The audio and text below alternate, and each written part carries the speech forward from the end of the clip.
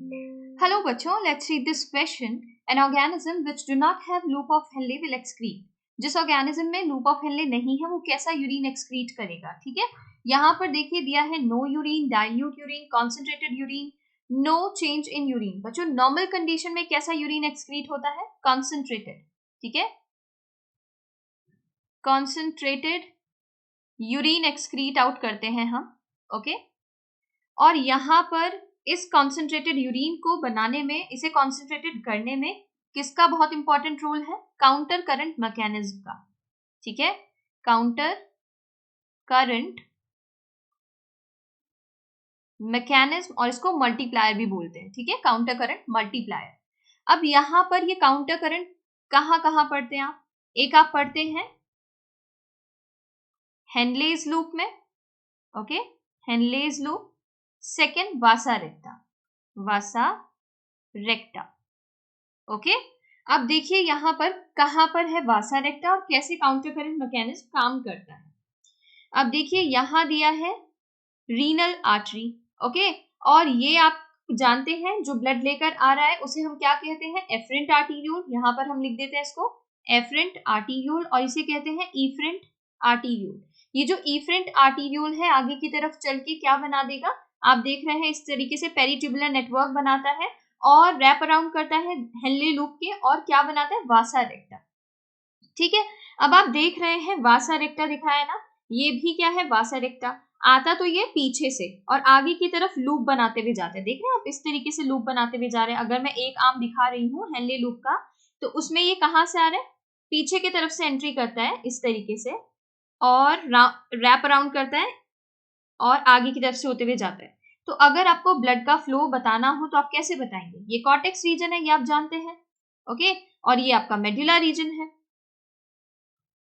ठीक है। अब क्या देखेंगे आप यहाँ पर? आप ये देखेंगे कि यहाँ पर ब्लड का फ्लो बताना है तो कैसे बताएंगे? कॉर्टेक्स टू मेडुलरी रीजन बता देंगे कि कॉर्टेक्स से मेडुलरी रीजन की तरफ ब्लड फ्लो कर रहा है, ठीक है, इस डायरेक्शन में। और इस वाले आर्म में कैसे कर रहे हैं? इसे हम कह देते हैं descending limb, descending limb of वासा रेक्टा, ठीक है। यहाँ लिख देते हैं किसका डिसेंडिंग लिम्ब है?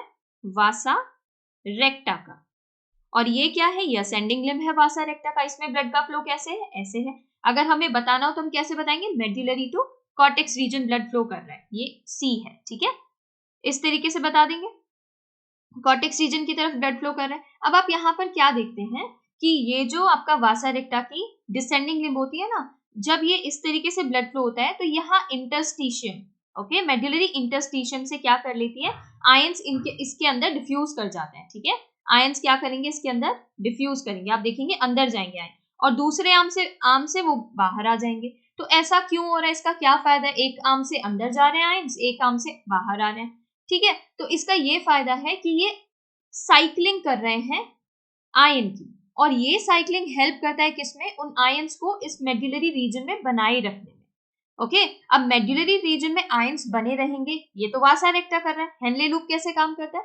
हेनले लूप इस तरीके से काम करता है कि आप देखते हैं ये जो डिसेंडिंग लिम्ब है लूप ऑफ हेनले का, ये तो परमिएबल होता है वाटर के लिए, तो वाटर आएगा, वाटर क्या हो जाएगा? रीअब्सॉर्ब हो जाएगा। और ये जो है ये इम्पर्मिएबल होता है असेंडिंग लिम्ब, तो यहां से आप क्या देखते हैं? यहां से आप आयंस को रीअब्सॉर्ब होता देखते हैं, ठीक है। आयंस कहाँ डाल दिए जाते हैं इसके हेल्प से? NaCl, potassium, little amount of potassium, okay, bicarbonate, वो कहाँ आ जाते हैं? इंटरस्टिशियम में। तो आप यहाँ क्या देखते हैं? कुछ आयंस ना डिफ्यूज इन कर जाते हैं किसमें? Descending limb of loop of Henle में।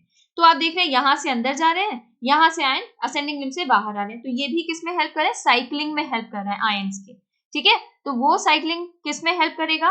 उन आयंस को इस इंटरस्टिशियम में बनाए रखने में हेल्प करेगा, कॉन्सेंट्रेशन ग्रेडियंट को मेंटेन करेगा, ठीक है। इस तरीके से काम होता है। अब जब ये रीजन के अंदर आयंस का कंसंट्रेशन ज्यादा है, आप देखते हैं ना ऊपर से नीचे की तरफ, कॉर्टेक्स से मेडुलरी, इनर मेडुलरी रीजन की तरफ बढ़ते हैं तो ऑस्मोलैरिटी बढ़ती है, ठीक है। क्यों बढ़ती है? क्योंकि यहाँ पे सॉल्ट कंसंट्रेशन भी तो इंक्रीज हो रहा है ना, आयंस इसी में रह रहे हैं बार बार, आयन की साइक्लिंग को मेंटेन किया जा रहा है। तो ये रीजन कैसा हो जाता है? मेडुलरी इंटरस्टिशियम, ये हो जाता है हाइपरटोनिक, हाइपरटोनिक हो जाता है। अब आप ये भी जानते हैं कि हाइपरटोनिक हो गया तो किसमें हेल्प करेगा? वाटर की रीअब्जॉर्प्शन में हेल्प करेगा, ओके। वाटर की रीअब्जॉर्प्शन में हेल्प करेगा क्योंकि आप जानते हैं वाटर का मूवमेंट कहां से कहां होता है?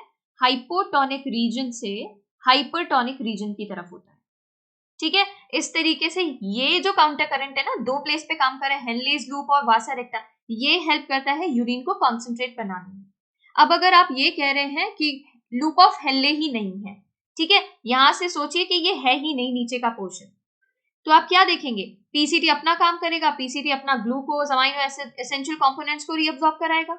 ओके, हेनले और ये जो डिसेंडिंग लिम्ब है यहाँ पर भी आप कुछ रीअब्सॉर्प्शन देखेंगे, पर क्या वो रीअब्सॉर्प्शन हेल्प करेगा मेडुलरी इंटेस्टिशियम को हाइपरटोनिक बनाने में? नहीं।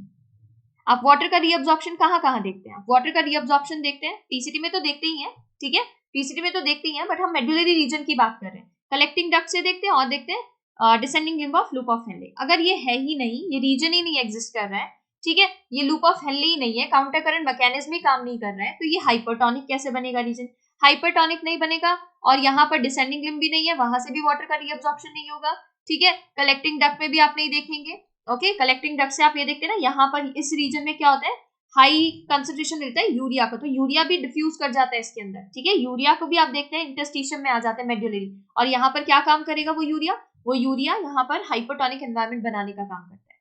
तो आप क्या देखेंगे इस पर्सन में, काउंटर करंट मैकेनिज्म काम नहीं करेगा, जो किस लिए रेस्पॉन्सिबल है, कॉन्सेंट्रेटेड यूरिन फॉर्म करने के लिए। तो अब यूरिन कैसा हो जाएगा, यूरिन तो होगा नो डाउट, यूरिन तो आएगा, बट कैसा आएगा, डाइल्यूट। ओके, डाइल्यूट हो जाएगा यूरिन। ये कहना नो यूरिन तो ये इनकरेक्ट होगा, क्योंकि जब आप ये देखते हैं ना नेफ्रिक फिल्ट्रेट आता है, तो नेफ्रिक फिल्ट्रेट आने पर हम इसे प्राइमरी यूरिन कह देते हैं। प्राइमरी क्यों कहते हैं, क्योंकि यहाँ पर अभी एसेंशियल कंपोनेंट है जो पीसीटी में से रीअब्सॉर्ब होंगे, glucose amino acid little amount of urea, ठीक है, एक्टिव रीअब्सॉर्प्शन होता है किस किस का, ग्लूकोज का, अमाइनो एसिड का, सोडियम आयन, पोटेशियम आयन, वो पीसीटी में देखते हैं। तो इसलिए ऐसा नहीं है कि यूरिन नहीं होगा, बट कैसा होगा, क्योंकि काउंटर करंट मैकेनिज्म काम नहीं करेगा, वो काम नहीं करेगा, तो इंटरस्टिशियम हाइपरटोनिक नहीं होगा, और हाइपरटोनिक नहीं होगा तो यूरिन कॉन्सेंट्रेटेड नहीं होगा, डाइल्यूट होगा। ये भी नहीं कहेंगे ना कि no change in urine, no change तो नहीं होगा, चेंज तो हुआ है, क्योंकि कॉन्सेंट्रेटेड होता है नॉर्मल कंडीशन में, अब कॉन्सेंट्रेटेड नहीं हो पाएगा, ठीक है, तो कॉन्सेंट्रेटेड नहीं होगा, no urine and urea condition भी नहीं होगी, करेक्ट ऑप्शन जो बन रहा है वो है dilute urine, option 2। Thank you.